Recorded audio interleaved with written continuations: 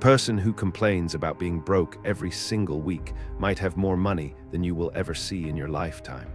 Not because they are lying to you, but because they have discovered something about wealth that most people never will. Broke is armor, and the reason why will change how you see money forever. By the end of this video, I am going to reveal the exact psychological name for this strategy, a tactic used by the world's wealthiest families for generations that almost nobody talks about openly.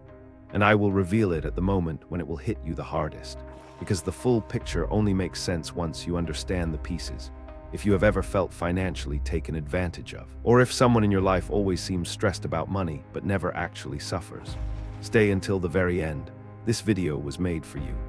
The hidden psychology behind people who pretend to be broke is about to expose a social game that has been playing in plain sight your entire life, and once you see it, you can never unsee it. There is a performance happening all around you, and you have been watching it your entire life without realizing what it was. Some of the wealthiest people in the world have mastered one of the most counterintuitive social strategies ever devised. They deliberately project the image of having nothing, not out of humility, not out of shame, but because they have discovered that being perceived as broke is, in the right context, power. Think about someone you know who constantly talks about how tight money is, always mentioning what they cannot afford, always positioning themselves on the financial edge. Now ask yourself honestly, have you ever actually watched them suffer? Have you seen their lights cut off, their fridge empty, their car repossessed? Because there is a consistent gap between the financial story certain people tell and what their actual finances look like. And for a very specific type of person, that gap is not accidental. It is engineered with precision. Psychologists call this strategic impression management, the deliberate curation of a social identity designed to control what others expect from you. And when applied to money, the broke impression is the single most powerful tool in their arsenal. But the real question is, why would someone with genuine wealth choose to look poor? The answer is darker and smarter than anything you would expect. Now here's where this gets uncomfortable.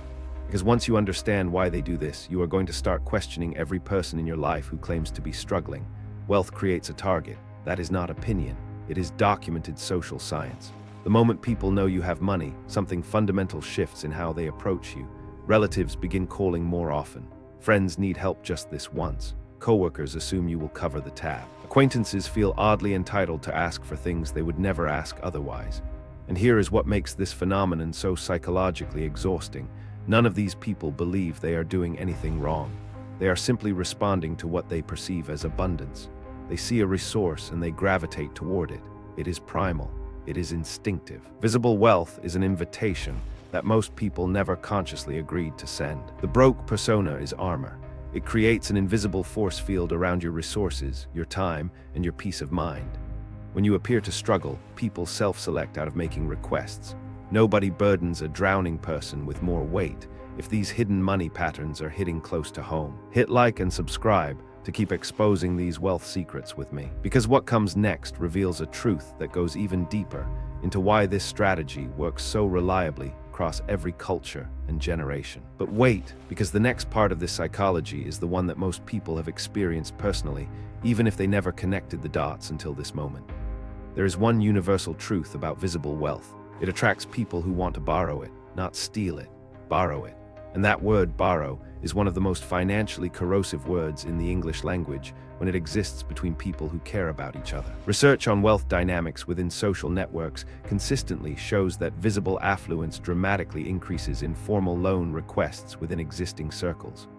Family members, old friends, distant relatives who have not called in 3 years, they all resurface the moment money becomes visible. And here is the brutal truth that nobody wants to say out loud.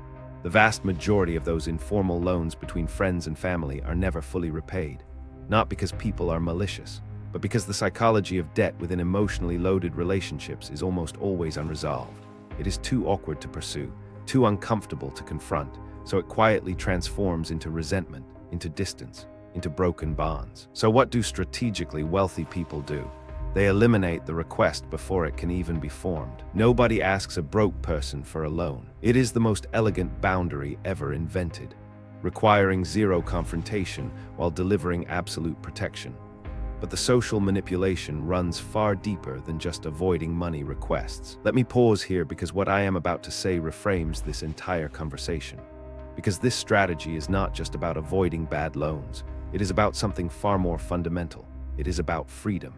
When you are visibly wealthy, you become a resource node in other people's mental models of the world. They factor you into their plans. They assume your availability. They count on you in ways you never consciously agreed to. And because humans evolved in small tribal communities where resources were collectively managed, this is not malicious. It is instinctive. We are hardwired to seek abundance in our environment. A wealthy connection is, neurologically speaking, a resource to be accessed. Perceived poverty is the only currency that buys complete freedom from other people's expectations. The person playing broke gets to opt out of that equation entirely. They are not on anyone's mental resource list. They are not factored into anyone's financial contingency plan. They exist in a state of invisible liberty, seen but never counted. This pattern echoes through centuries of wealth history. The Rockefellers famously lived with deliberate frugality in daily habits, not because they could not afford otherwise, but because private wealth is protected wealth. The quietest fortunes in history have always been the most enduring ones, and that is only the surface layer of what makes this psychological maneuver so devastatingly effective. What comes next will show you exactly how deep this rabbit hole goes. Now forget loans and expectations for a moment, because here is the question that is actually worth asking. How do you identify someone running this strategy in real life? What are the behavioral tells? There is a consistent pattern that surfaces among people who strategically downplay their wealth. First, they are strikingly inconsistent. They complain about money in January and somehow book an international trip in March, and the explanation never quite adds up. Second, they deflect financial conversations with practiced precision, not from embarrassment, but from rehearsed skill. They know exactly which direction to steer any discussion about money. Third, and this is the subtle one, they never actually look desperate. Real financial stress has a texture to it. It carries anxiety in the body, a specific exhaustion behind the eyes that is nearly impossible to fake. Real broke looks hollow, but the strategic broke person does not have that texture. Their struggle is too coherent, too logically packaged, too neatly explained. They know exactly what happened, why it happened, and precisely how they are addressing it. Genuine financial panic does not come with that level of narrative control and composure. Once you train your eye to recognize the difference, you will start seeing it everywhere around you. But identifying who these people are is only half the story, because what their behavior reveals about the rest of us is the truly unsettling part. If the strategy seemed clever before, what you are about to understand will show you why the wealthiest dynasties in history treated it as non-negotiable. Visible wealth is a trap, not metaphorically. Literally, measurably, neurologically documented. Research on wealth perception and social behavior consistently shows that the display of affluence activates a primal competitive response in those nearby. When people observe someone doing better than themselves financially, it triggers what psychologists call relative deprivation, the acute, painful awareness of having less than someone in your immediate environment, and that pain demands an outlet. Sometimes the outlet is gossip. Sometimes it is subtle sabotage, the passive kind that is nearly impossible to trace back to its source. Sometimes it is a quiet, accumulated resentment that erodes relationships over years without either person fully understanding why. Flaunting wealth invites invisible enemies. Old money families internalized this truth across generations. The Vanderbilts displayed theirs aggressively, and their dynasty crumbled within a few generations. The Rothschilds kept theirs deliberately invisible, and their influence has stretched across centuries. That is not coincidence. The safest place to keep wealth is somewhere no one thinks to look for it. And that place has always looked exactly like ordinary struggle. But here is what makes the psychology of this truly dark, and why it says more about the observer than the performer. Here is where the story takes a genuinely uncomfortable turn, because this phenomenon says something disturbing about all of us, not just the people running the strategy. The fact that the broke persona works, that it reliably, consistently changes how people treat you across cultures and generations, tells us something deeply revealing about how we unconsciously relate to wealth in others. We treat other people's wealth as a debt owed to us. When someone we know has more than we do, we feel on some unconscious level that we are entitled to a portion of it, not because we are consciously greedy, but because humans evolved in small tribal groups where communal resource sharing was essential to collective survival. Hoarding within the tribe was a form of betrayal, and that ancient social wiring has not been updated for modern individual economics. As Socrates once observed, he is richest who is content with the least. The person pretending to be broke is not just protecting their money. They are protecting themselves from our primitive, tribal expectation that visible resources be shared. They have understood something most of us have not, that the moment you let people see what you have entered an implicit social contract. And the broke persona is how they quietly void that contract without a single confrontation. This is not just a story about rich people hiding money. It is a story about what money reveals about human nature itself. And the piece that comes next is the one that will disturb you the most. What I am about to tell you sounds paradoxical, but once you sit with it, you will realize it is one of the most rational strategies a genuinely wealthy person can adopt. In social psychology, there is a concept called deliberate downward status signaling, the intentional choice to broadcast a lower social position than you actually occupy. Most people signal upward. They try to appear richer than they are in order to gain respect, access, and social elevation. But a small, highly sophisticated group signals deliberately downward. They choose to appear poorer than they are, and the psychological payoffs are extraordinary. When you signal poverty, you attract empathy instead of envy, inclusion instead of exclusion, and most crucially, genuine connection instead of transactional relationship. Think carefully about that last one. The friends you make, when you appear to have nothing, are the only ones truly worth keeping. When you have nothing visible to offer materially, every person who invests time in you is doing so purely for who you are, not what you have. For the ultra-wealthy, this becomes an extraordinarily powerful filtering mechanism. The broke persona becomes a social loyalty test that only people with genuine interest ever pass. As Epicurus wrote, "Do not spoil what you have by desiring what you have not." But the most disturbing piece of this entire psychology, the one that connects everything I have told you, is still coming. And what comes next makes everything before it look like a warm-up. Stop and think about this carefully, because what I am about to reveal is the deepest layer of everything we have discussed, and it has implications that extend far beyond individual behavior. Here is the psychological name I promised you at the very beginning of this video. The formal term researchers use for this entire behavioral complex, strategic poverty signaling. And the research on this is not limited to a handful of quirky outliers. Studies tracking the social behavior of high net worth individuals show this pattern is systematic and widespread, particularly among those who hold generational wealth.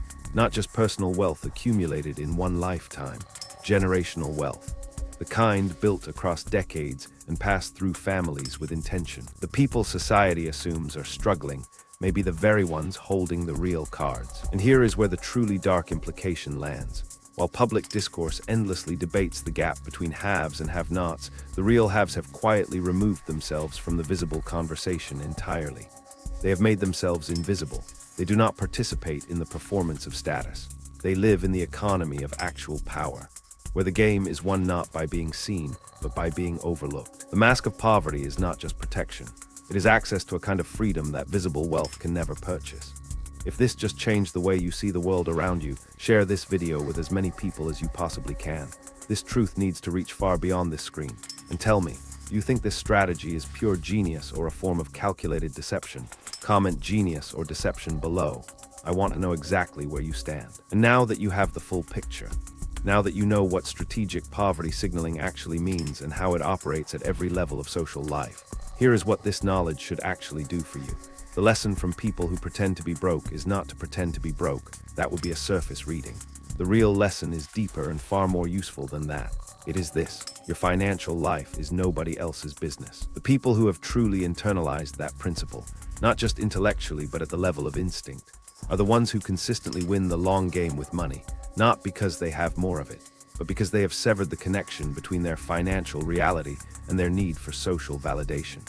Whether you are performing poverty to avoid expectations or performing wealth to gain respect, you are still performing. And the moment you perform your finances for an audience, you have surrendered control of your relationship with money to other people. Stop. In the words of the Stoic philosopher Epictetus, wealth consists not in having great possessions, but in having few wants. Your money story is yours, what you have, what you lack, what you are quietly building.